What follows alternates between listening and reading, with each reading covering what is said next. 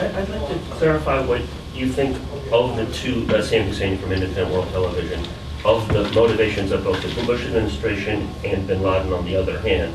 For example, you alluded to the Wolfowitz quote, and there have been other quotes from the Bush administration basically acknowledging quietly that it's not freedoms, it's our policy. There's an Esquire piece I hear from 2004 that they basically say the cost of the cost of the sanctions against Iraq was 9/11.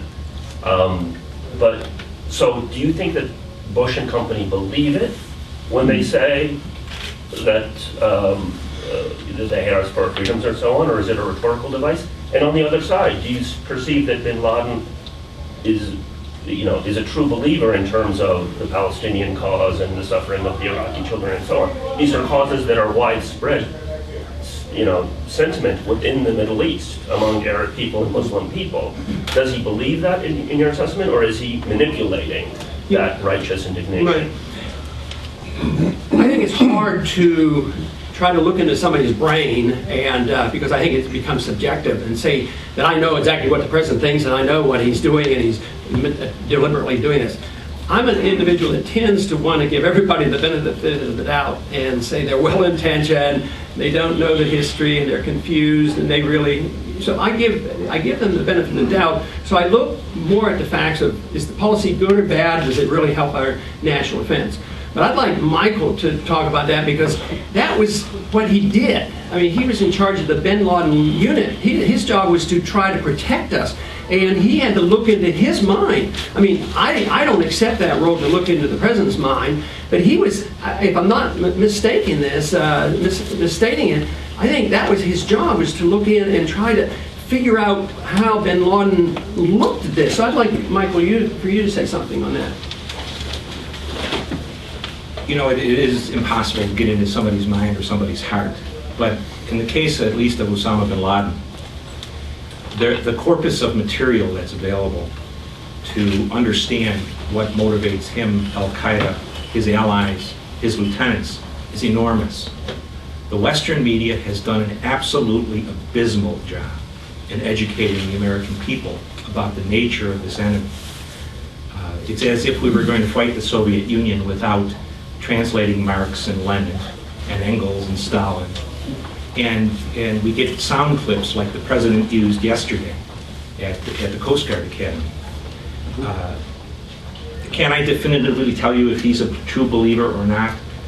No, I'm not inside of his mind. But there is a great consistency over time in his rhetoric, in his interviews, in his public statements, in his letters, and in material that was acquired clandestinely from that organization by the CIA and its intelligence allies over the years. I think it's a danger to assume and be cynical that that corpus of material is completely a blind for just one more scheming politician. And on the other hand, and this is I speak strictly for myself, any American politician who is telling the American people that we're waging a war because they hate our freedoms and our primary elections and gender equality, and doesn't believe that, is a liar unworth his office. This is life and death business. And to defeat the enemy that we're facing as personified by Osama bin Laden, if we don't understand their motivation, we will continue the nonsense of arresting them one man at a time, for example. So I think you have to believe what's at hand. And at least on the enemy side, I think it's a very dangerous thing to assume they don't mean what they say.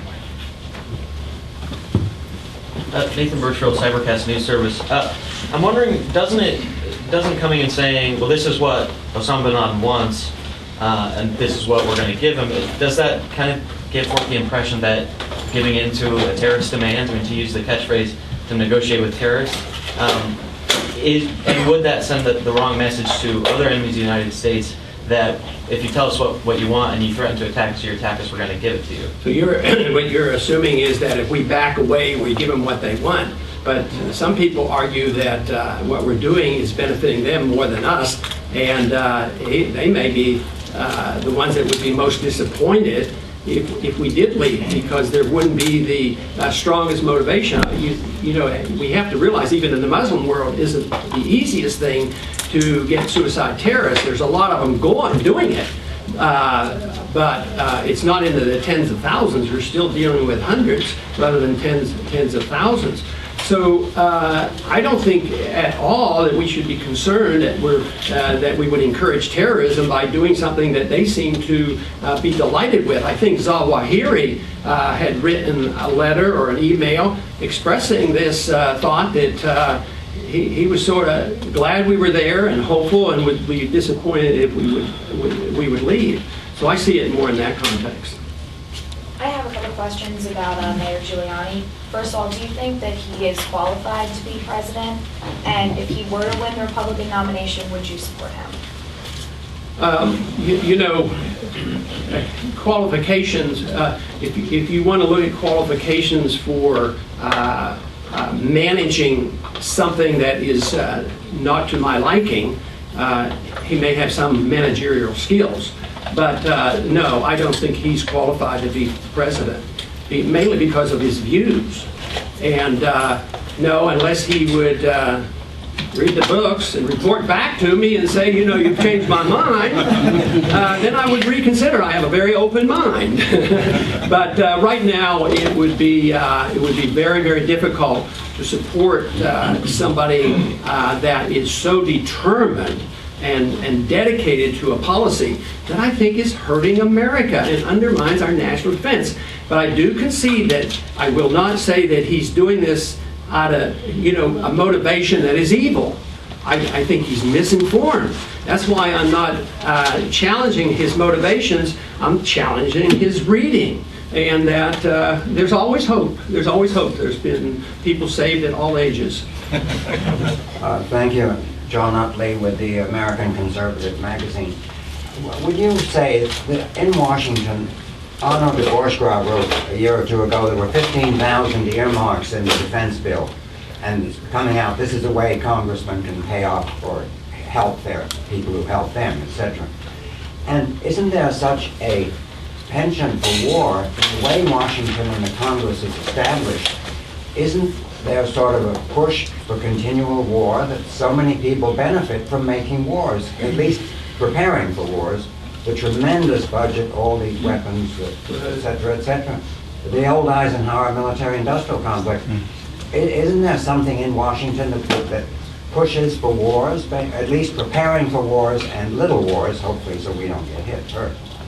If you subsidize something, you get more of it. So if you have people who make money off war, they will be softer, and their thinking will get more muddied. You know, they'll rationalize. They won't become anti-American and say we're doing this just to make money, but they will, manipulate their own thinking. You point out Eisenhower, a Republican coined the word military-industrial complex, not the far left. The right and the conservatives, the pro-American constitutional position is non-intervention traditionally. Not too long ago, a few years ago, when we first started going into Colombia, a country now everybody forgets about because there's not a whole lot of killing of Americans, but we're very much involved in the Civil War down there. There's billions of dollars being spent, and it's not going to end very soon. And I remember when the lobbyists came to get us initiated to go in there. And there were some oil people that came. I think Occidental has some oil down there. They were very interested that our kids go off and protect their oil. But the companies that built helicopters came. And there was a debate going on which helicopter would be most used down there. And the Congress, you know, with their great wisdom, they split it. Give them a little here and a little there. So it is very, very influential, and it's a mentality.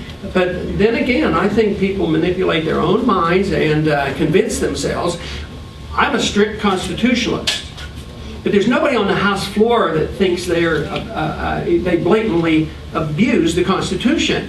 They just read it differently, and they convince themselves that I'm working within the framework of the Constitution, even though the Constitution says this, even though the Constitution says only Congress can declare war. I mean, for 50 years, we've been fighting wars and we've never declared it. So it's a manipulation of their own minds that's why I think the academic approach is so important, trying to get people to understand ideas. That's all the time we have. Thank you very much. Dr. Paul and Mike Scheuer will be available for a few additional questions. Thank you.